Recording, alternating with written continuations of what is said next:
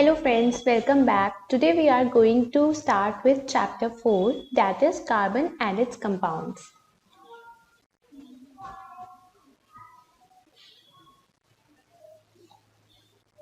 So, first of all, let us start with the very basic question that why do we study carbon and its compounds? So, the basic answer to this very basic question is the chemistry of all living things. They all depends on carbon compounds. That is from our DNA to the petrol, the diesel, CNG that we are using in our automobiles, and you know a lot of things. They all depend on the carbon compounds. So when we study carbon compounds at a molecular level, this study of carbon compound is known as organic chemistry that you will be studying in higher classes. So as I told you earlier that there are a lot of carbon compounds that we use in our daily lives that we can relate to. So carbon forms a mind-boggling numbers of compounds from methane. Methane, it has only one carbon atom, to DNA, which is tens of billions of carbon atoms. Now, different types of carbon compounds. So carbon has ability to form different different types of compounds, such as it can also form ring-like structure as that of benzene. So I'll show you how the benzene looks. The molecular formula of benzene is C6H6. Don't worry, we'll be studying about this in further slides. So this is how the molecular structure of benzene looks. So carbon can form compounds like this, a ring-like structure, and or it can form much more complicated compounds like cholesterol. So as you can see, this is a very complex structure, and this is the structure of cholesterol, whereas this is a 3D representation of benzene. Now, isomerism. What are isomers? So the compounds that have same molecular formula, that is the number of carbon and the basic proportion, the basic number of like carbon compounds or hydrogen. The basic molecular formula is same, but the arrangement uh, of different atoms of in the molecule, they are different, and hence they have different physical and chemical properties. So let us have a look at this with the help of an example. Suppose we are given with butane. So butane is C4H10. Its molecular formula is this. So we have 4 carbon atoms. So what could be the possible arrangement of this C4H10? So first one is this is the normal form, whereas instead of linking carbon with carbon in a straight chain, we have linked it in a branch form. So this is isobutane. As you can see, the molecular formula is same, but the arrangement is different. So this is what isomers are. Now let us have a look at different isomers of pentane. Pentane is C5H12. So as I told you earlier, the straight chain without any further branching, it is called as normal form or N-pentane. Whereas this is neopentane, in which 2 branches are there. So this is our carbon atom. So this has carbon linked with one above it and one below it. So this is how branching is done in neo form, whereas in iso form we saw in the previous slide that only one branching is there. So this is the iso form. This is isopentane, this is neopentane. Now, electronic structure and octet rule. We studied in the previous chapter that the reactivity of elements, it is explained on the basis of tendency to fill the outermost shell.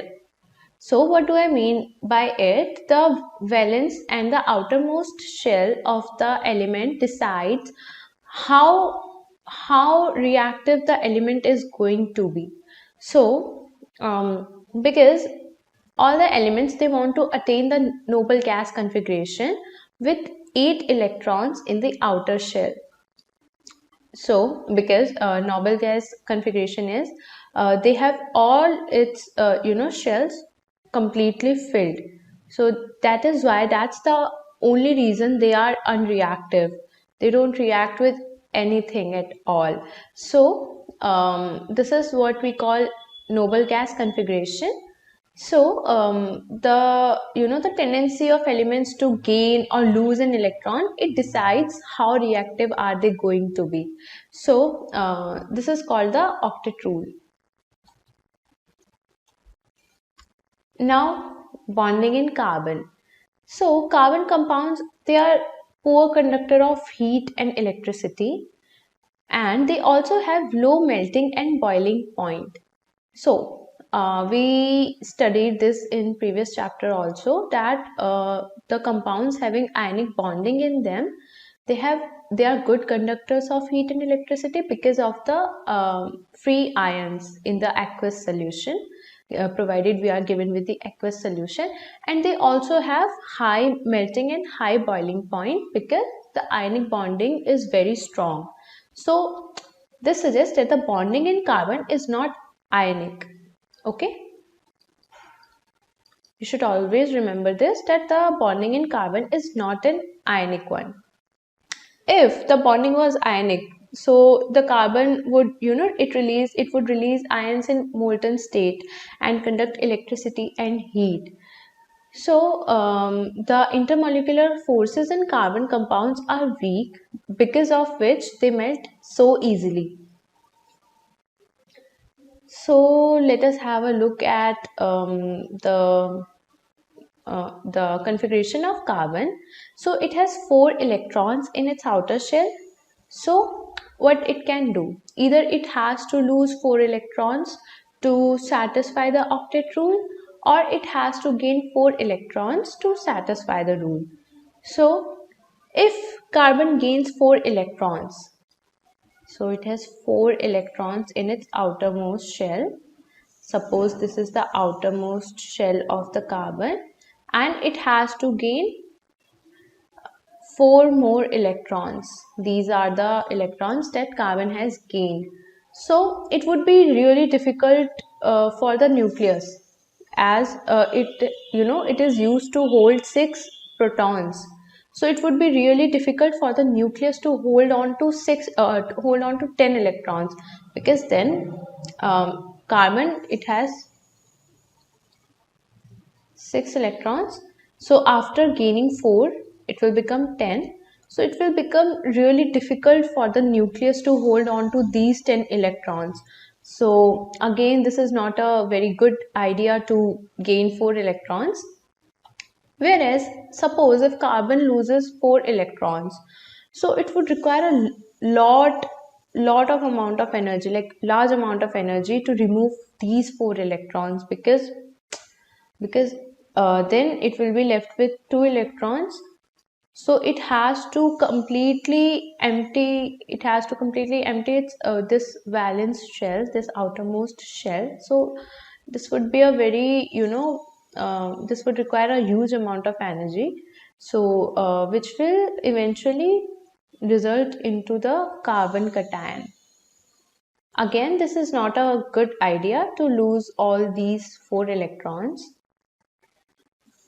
So as we see, losing and gaining of 4 electrons is not a good idea. Then how do the carbon form bonds with other atoms, other molecules, other elements? So how does the bonding works? So carbon shares its valence electrons with other atoms of carbons or with atoms of other elements. So which means suppose let us take an example of methane. This is carbon. It has 4 electrons. This is hydrogen. Okay, let me do it like this. So, carbon, it needs 4 electrons, whereas hydrogen, it needs 1 more electron to satisfy its octet rule. So what will happen? They'll form a shared bond. They'll share electrons between themselves like this. So no one is losing or gaining the electron, but they are sharing it, and that is how they are becoming stable. They are attaining a stable configuration. So the shared electrons, they belong to the outermost shells of both the atoms, and then this is how it will lead to both atoms attaining the noble gas configuration. Now, electron dot diagrams for covalently bonded molecules. This bond that we saw in the previous slide, this is called as covalent bonding. You know, the shared bond. This is called as covalent bonding. Yeah. So hydrogen. Hydrogen is usually present as H2. So two hydrogen atoms share 1 electron each, and both get 2 shared electrons in their valence shell. So this is how this is 1 hydrogen atom, this is 1, and they occur as H2. So they share these outermost electrons, and a single covalent bond is formed between H and H. So hydrogen molecule, that is how hydrogen molecule is formed by covalent bonding, by sharing of outermost electrons. Now let's have a look for oxygen. The atomic number of oxygen is 8. So its configuration would be something like 2 and 6. So again, oxygen, it occurs like O2. So as you can see in the picture, it has 6 electrons in its outermost shell. 1, 2, 3, 4, 5, 6. 1, 2, 3, 4, 5, 6. So they need 2 electrons each to gain stability or to attain noble gas configuration. So this is how they share those electrons. These electrons, this is making this O atom stable, and this is how this one is becoming stable. So this has a double bond. A double bond is formed between O and O. Now, allotropes of carbon. What do I mean by this? So carbon occurs in various different physical forms or structures which have different physical properties. So like unlike other elements, carbon, it has different forms and different structures. So those different forms of carbon, they are called as allotropes. So the structure, as we saw in the isomers, the structure, because we are the structure is different, so that's the reason isomers have different physical and chemical properties. So again, structure determines physical properties of these allotropes. The first one we have is graphite, a carbon allotrope that conducts electricity. We saw that carbon is not a good conductor of heat and electricity, but graphite is an exception. We also studied about this in chapter metals and non-metals. So it is a non-metal. So graphite, let us have a look at the structure of graphite first of all. So graphite, it is a big covalent structure with each carbon atom joined with 3 other carbon atoms with covalent bonds. These carbon atoms form a layer-like structure with a hexagonal arrangement of carbon atoms. So let us have a, roughly have a look at the structure. So each carbon atom joined with 3 other carbon atoms. So suppose this is how they are joined, and eventually this keeps going on, and it will form a hexagonal arrangement of carbon atoms. So graphite forms only 3 covalent bonds with adjacent carbon atoms. Only 3 bonds are formed here, and therefore leaving the 4th electron free. So that is the reason why graphite conducts electricity, because it has 1 electron free with it. Here is a 3D structure of graphite. As you can see, this hexagonal structure of graphite. And we all must have seen graphite in our daily lives also. The tip of the pencil, it is also graphite. Now here is another allotrope of carbon, that is diamond, the hardest substance in nature. Now each carbon is bonded to 4 other carbon atoms. So suppose this is our carbon, it is bonded to 4 other carbon atoms in a rigid 3D dimensional structure. So this would be a 3D structure. We cannot visualize it like this, but yeah. So the structure, again we saw that the structure configuration decides how our compound is going to be. So it has structural configuration like this, which makes the diamond hardest substance on the earth. C60, this is a football shaped molecule. It is another allotrope of carbon. As the name suggests, it has 60 carbon atoms that are arranged in a structure that resembles a football. As you can see in this video also, that this more looks like a football. In this structure, there are 20 hexagons and 12 pentagons. So again, this is a very complex structure. So this is the image representation of C60. As you can see, this is a very complex structure. So now it's question time. What would be the electron dot structure of carbon dioxide, which has the formula CO2? So as the name suggests, carbon is going to be the central atom.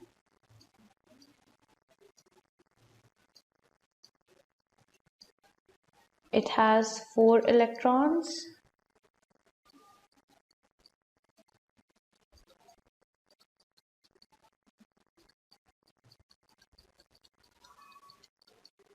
Okay, so carbon needs 4 electrons to attain the stability, and oxygen needs 2 electrons each to attain the stability. So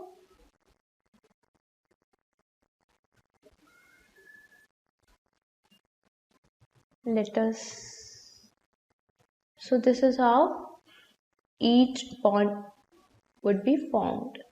You don't have to draw like this in exam. This is just to explain you how the things work at molecular level. So these two would be used. So you don't have to do any of this. You just have to draw the basic structure.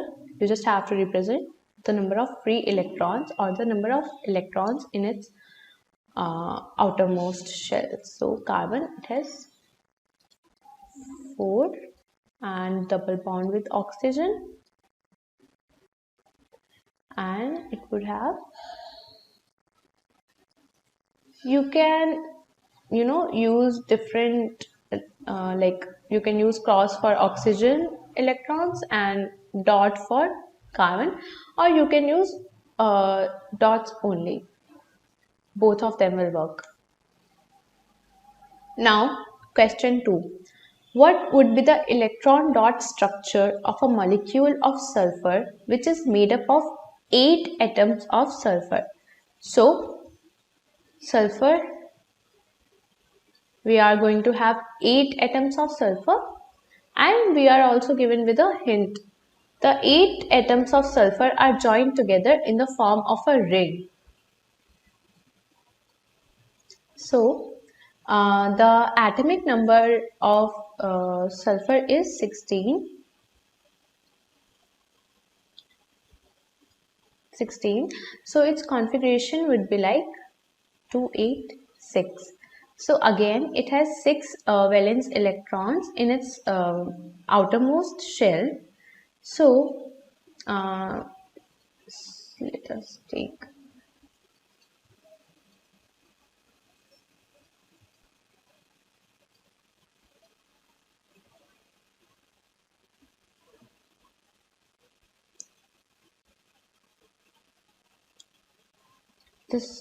this would be the structure of one sulfur, and we are given with 8.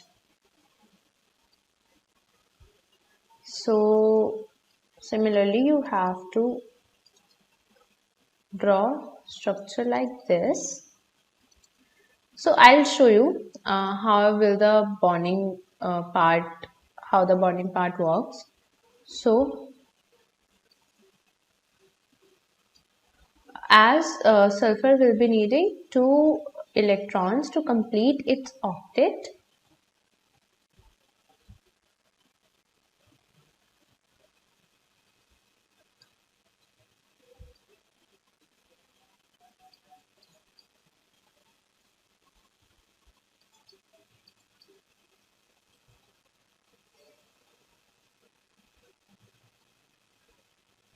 so this would be reacting with this. It has completed its octet, and it has also completed its octet. This will react with this one to complete its octet. So this is going to be a complex structure. So yeah, you just have to draw 8 sulfur atoms in a ring-like structure, and then you have to complete the octet of 10. Now, versatile nature of carbon. Carbon, it has the ability to form long chain compounds. So that is from having one carbon atom to having, like billions of carbon atoms. So it has the ability to form a long chain.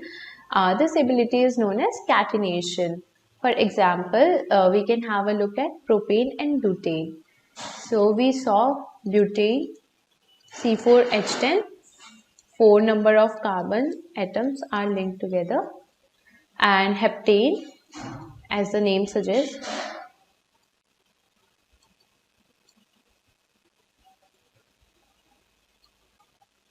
six number of carbon atoms are linked together. So now,